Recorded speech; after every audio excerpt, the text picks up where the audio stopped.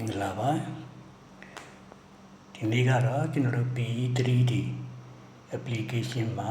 quadrangular frame လေး model လုပ်တဲ့အကြောင်းကိုရှင်းပြတဲ့သင်ခန်းစာလေးပါ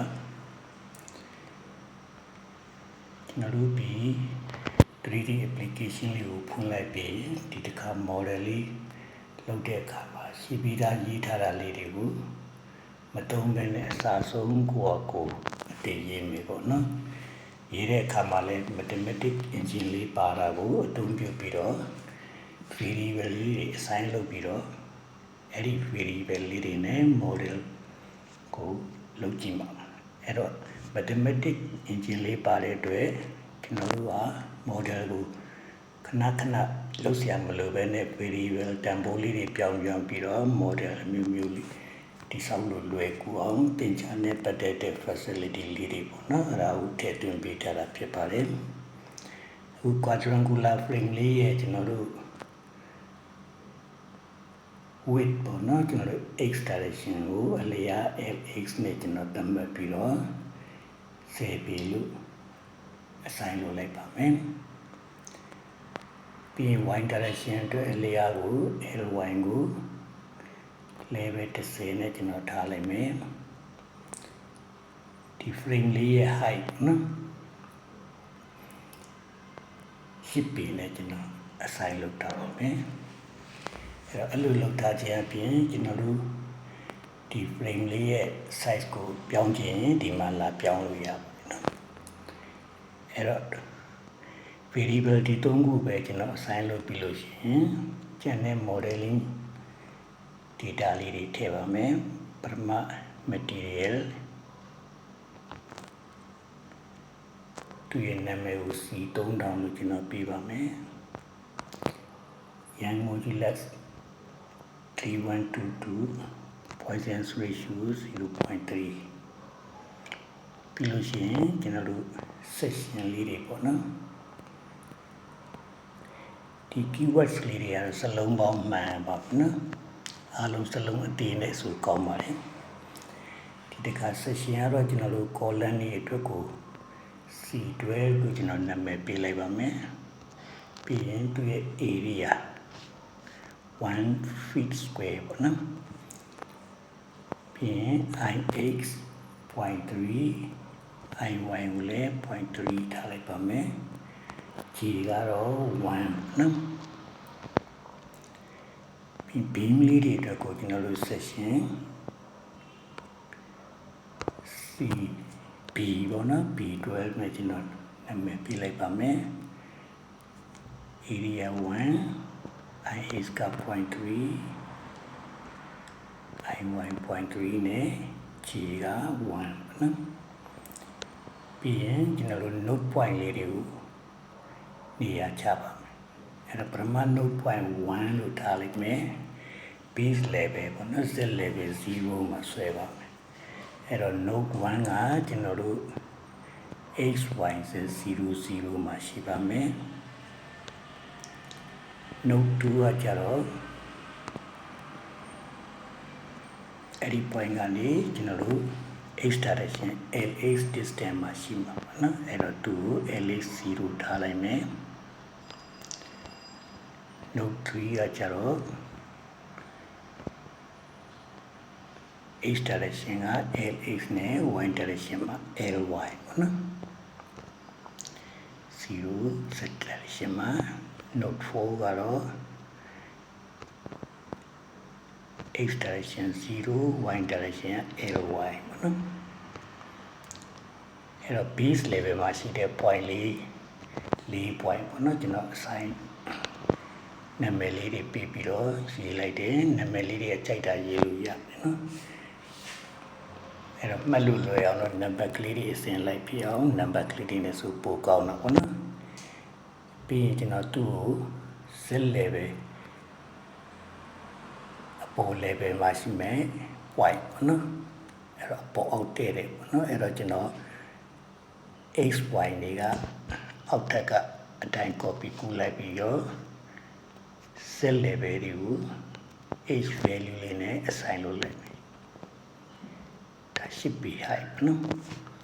နာမည်လေးတွေတူလို့မရပါဘူးနော်အဲ့တော့ကျွန်တော်တို့ကနာမည်လေးတွေကိုနည်းနည်းပြင်လိုက်မယ်အဲ့တော့ first level မှာမို့လို့ကျွန်တော်တို့သူ1လေးတွေတက်ထည့်လိုက်နော်အဲ့တော့11 21 31 41ပြီးလို့ရှိရင်သူတို့ set တဲ့ beam column element လေးတွေနော်အဲ့ဒါ beam bending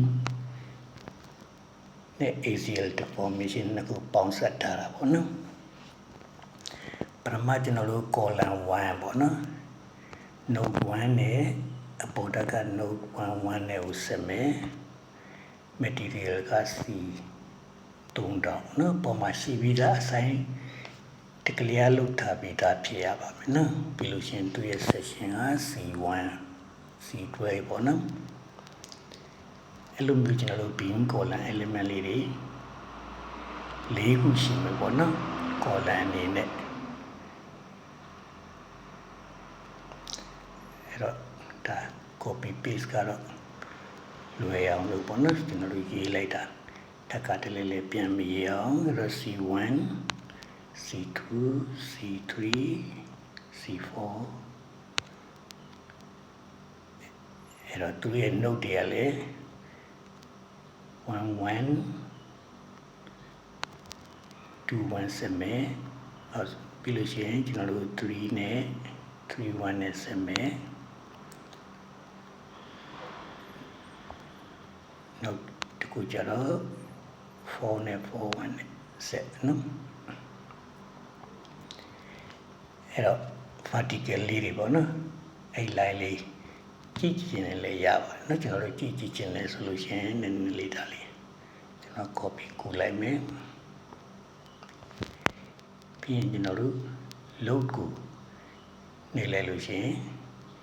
ဒီအောက်မှာနည်းနည်းလှည့်ကြည့်လိုက်လို့နော် base point 4 point နဲ့အပေါ် first level မှာ4 point သူတို့နှစ်ခုဆက်တဲ့ column လေးတွေနော် local axis လေးတွေပြပေးထားပါတယ်အဲ့တော့ beam ရဲ့ size B နဲ့ D နဲ့ဘယ် direction မှာရှိမလဲကိုကြည့်လို့ရနော်အနီးက x direction အစိမ်းက y direction အပြာလေးကသူ့ရဲ့ local z direction နော်အဲ့ကျန်တဲ့ element လေးတွေကျွန်တော်ထပ်ပြီးတော့ထည့်ပါမယ်အဲ့ဒီ model ထဲမှာဒီတခါကျွန်တော်တို့ beam လေးချောင်းထပ်ထည့်ပါနော်အဲ့တော့ B1 sorry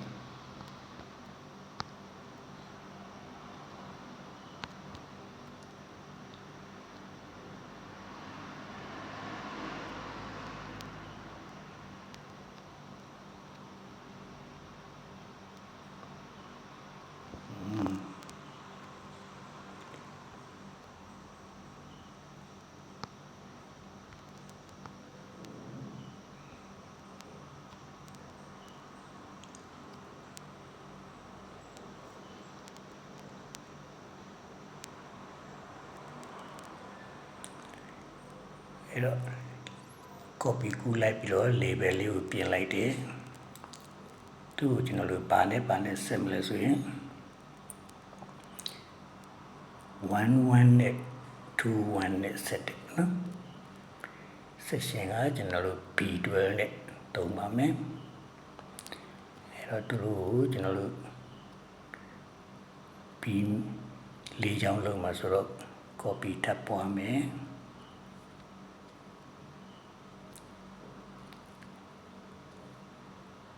နာမည်လေးတွေကတူလို့မရအောင်ဆိုတော့နာမည်တွေတော့ပြင်ရမယ်နော် B1 ပြီးတော့ B2 သူကကြတော့21နဲ့ကျွန်တော်တို့31နဲ့ကိုဆက်မယ်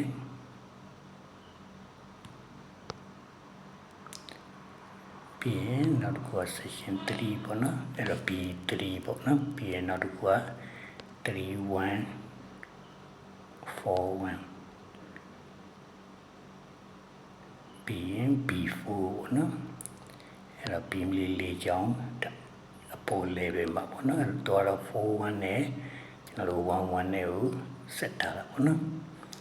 အဲ့တော့သူ့ကြည့်ချင်တယ်ဆိုရင်ဒီမှာကြည့်လိုက်လို့ရအောင်နော် beam လေးတွေအဲ့လိုပြသွား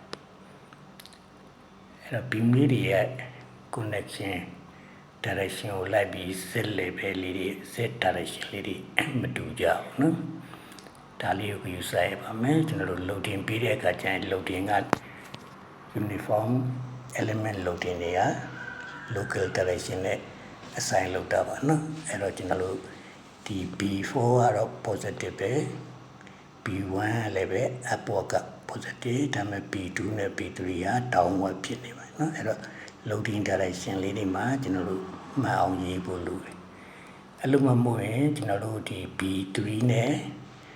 B2 နဲ့ကို end join နဲ့နှစ်ခုကိုကျွန်တော်တို့ reverse ပြန်လုပ်လိုက်ရပါတယ်နော်အဲ့တော့ loss တော့ reverse မလုပ်ပြီးပဲဒီတိုင်းပဲဆက်ပြီးတော့ model ဆက်လုပ်ကြည့်နော်အဲ့တော့ member လေးတွေ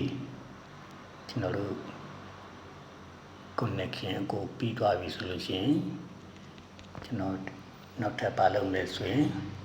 restraint join လေးတွေပေါ့နော် support နော်အဲ့ restraint join လေးတွေကအောက်ထက်က1 2 3 4ပေါ့နော်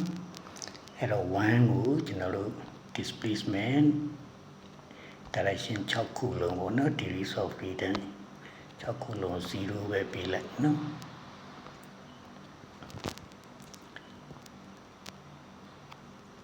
နောက်ကျွန်တော်တို့ support 2ပေါ့နော်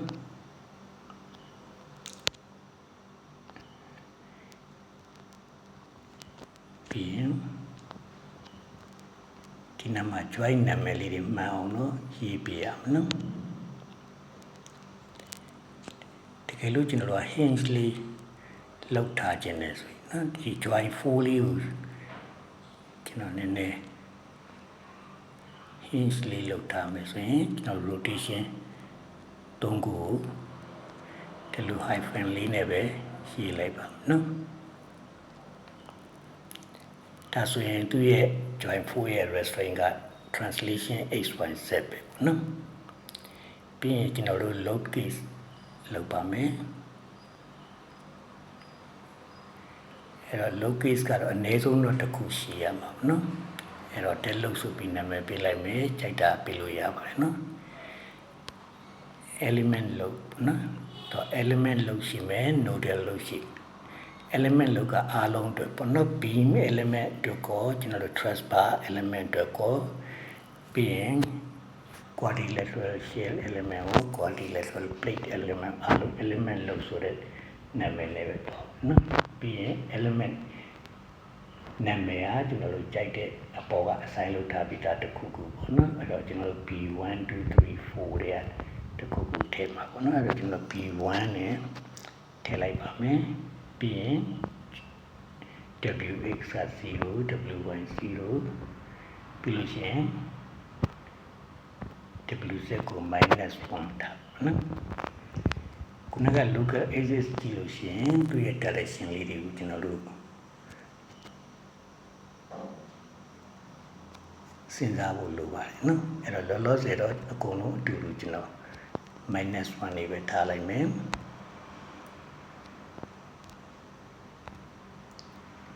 ဒီမှာ correction ပြန်လုပ်မယ်နော်အဲ့တော့ B1 ရယ် B2 ရယ် B4 ရယ် B3 နော်အဲ့တော့ဒီတိုင်းလေးကျွန်တော်တို့လုပ်လိုက်ရင်ဒီမှာကြည့်လိုက်ရင် B4 နဲ့ကျွန်တော်တို့ B1 ကတော့ direction မှန်တယ်ကျွန်တော် B2 နဲ့ B3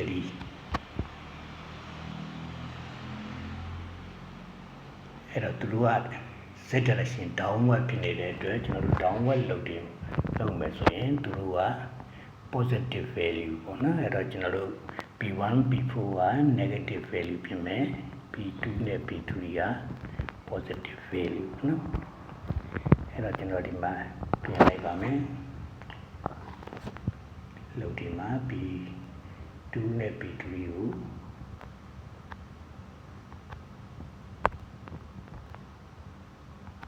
positive 1ထားလိုက်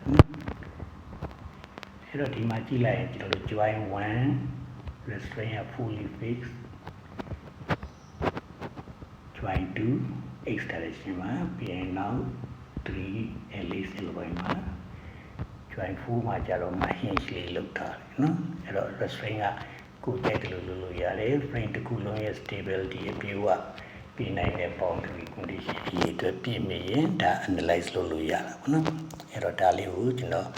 analyze လုပ်ကြည့်ပါနော် run analysis ကိုတွားကြည့်လိုက်မယ်ဆိုရင်သူရဲ့ anti line လေးတဲ့ deform line ပေါ့နော်အဲ့တော့အခုကသေးနေတဲ့အတွက်ချဲ့ကြည့်ပါမယ်နော်အဲ့တော့ deformation ကိုနည်းနည်းလေးများများချဲ့ကြည့်ပါမယ်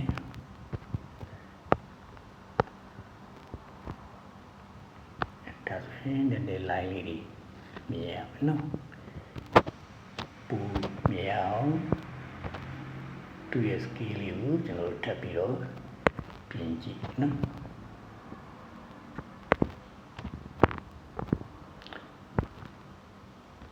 ဒါဆိုလို့ရှိရင်သူရဲ့ deformation လေးတွေရဲ့ behavior ဒါကိုဒီမှန်ထားတဲ့အတိုင်းဟုတ်မဟုတ်စစ်ကြည့်လို့ရနော်အဲ့တော့သူရဲ့ behavior တကယ်ခံမှန်းထားတဲ့အတိုင်းဖြစ်တယ်ဆိုရင်ကျွန်တော်တို့ input data လေးတွေမလွယ်ဘူးနော်အဲ့လိုမဟုတ်တော့တခုခုလွယ်လို့နော်ဒီမှာတော့ symmetric နဲ့တိတ်မဖြစ်တာက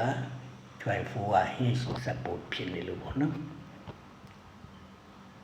သူ့ဒါ fully fix လုပ်ခဲ့မယ်ဆိုရင်အားလုံးကအတူတူပဲဖြစ်နော်အဲ့တော့သူ့ရဲ့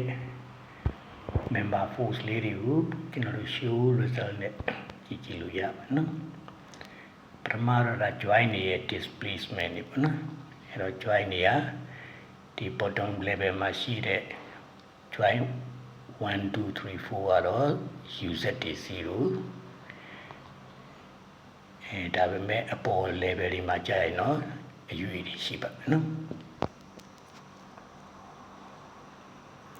ပြီးရင် rotation လေးတွေရောစသဖြင့်ပေါ့နော်အဆုံးရှိပါမယ်နော်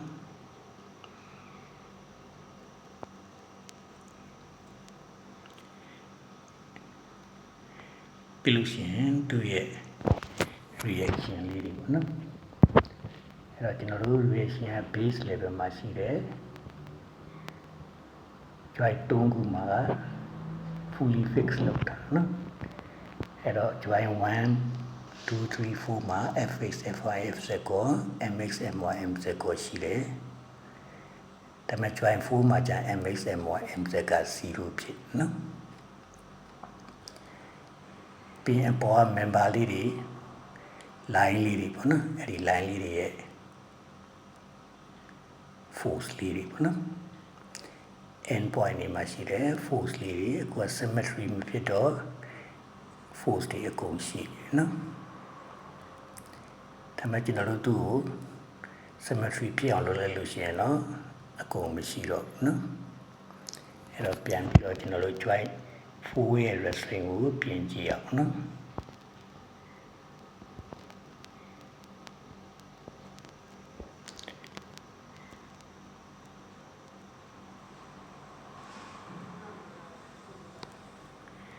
အဲ့တော့ဒီမှာကျွန်တော် copy ကူးထားတဲ့အပိုင်းလေးတွေများသွားတယ်ဗျာနော်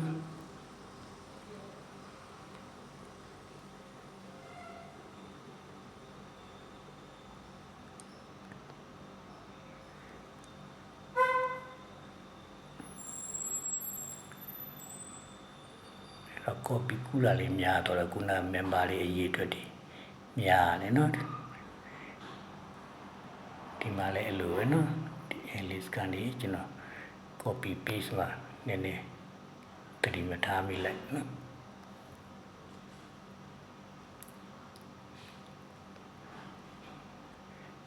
ဒါဆိုရင်နောက်တက်မရှိတော့ဘူးနော်အဲ့တော့ကျွန်တော်တို့နောက်ဆုံး join 4 လေးရဲ့ restraint တွေကိုလည်းပဲ fully fix လုပ်လိုက်ပြင်6ခုလုံး0ထားလိုက်နော်အရင်ပြောခဲ့တဲ့အတိုင်းပဲဒါ displacement ဆိုတော့ d ပေါ့နော် spin support ဆိုရင်အဲ့ဒီ0တွေနေရာက spin ရဲ့ stiffness တွေဖြစ်သွားမှာပါနော်အဲ့တော့ကျွန်တော်တို့ဒီမှာ analyze လုပ်ကြည့်မယ်ဟုတ်ပါပြီဒီတစ်ခါတော့ member တွေထပ်နေတာမရှိတဲ့အတွက် မှန်တော့မှာနော်အဲ့တော့သူ့ရဲ့ result ကိုကြည့်ကြည့်လိုက်တဲ့အခါကျရင် join 8ခုပေါ့နော်အပေါ်4 join 0အောက် join 4 join က set tempo လေးတွေရှိနော်ဒီတစ်ခါကျတော့ symmetry ရှိတဲ့အတွက်သူတို့ရဲ့အရွယ်လေးတွေကိုကြည့်လိုက်လို့ရှိရင် symmetry ဖြစ်နေတာဖြစ်လိမ့်မယ်နော်အဲ့လိုပဲ reaction လေးတွေလည်းတူနေတာတွေ့လိမ့်မယ်နော်ပမာဏလေးတွေတူတယ် direction လေးတွေလွဲမယ် total ပေါင်းကြည့်လို့ရှိရင်ကျွန်တော် f-set တွေ40နော်40ဆိုတော့ကျွန်တော်တို့ b တစ်ချောင်းကို1 kip per free နဲ့ထည့်ပေးတာ10ချောင်း10ပေရှိတဲ့4ချောင်းပေါ့နော်အဲ့တော့40 40 kip အတူတူပါပဲနော် summation ပေါင်းခြင်းကြိုက်ပါနော်အဲ့လိုပဲ element လေးတွေ force လေးတွေဒီမှာကြည့်လို့ရမယ်နော်အဲ့တော့ design set တွင်မယ်ဆိုရင် set တွက်လို့ရပါတယ်ပြီးရင် low case ကို del low live low စသည်ဖြင့်ကျွန်တော်တို့နောက်ထပ် case တွေထပ်ထည့်လို့ရပါတယ်နောက် combination table လေးတွေ combination factor တွေထည့်လို့ရပါတယ်အဲ့ဒါဒီအားလုံးကိုဒီ script command တွေထဲမှာအကုန်လုပ်လို့ရနော်အဲ့တော့အားလုံးစုံအောင် tutorial လေးတွေတစ်ခုပြီးတစ်ခုလုပ်ထည့်ပေးတော့ပါမယ်အခုကတော့လောလောဆယ် alpha version ဖြစ်တဲ့အတွက် run တဲ့ချိန်မှာ error လေးတွေရှင်းလိုက်ပါတယ်နော်အဲ့တော့ error လေးတွေရှင်းရင်လည်းကျွန်တော်ရှိကို report ပြန်ပြီးတော့ပြောပြရင်ကျေးဇူးတင်ပါတယ်အဲ့တော့အခုလိုအစားဆုံးဒီနားထောင်ပြီးတဲ့အတွက်ကျေးဇူးတင်ပါတယ်ကျမချမ်းသာကြပါစေ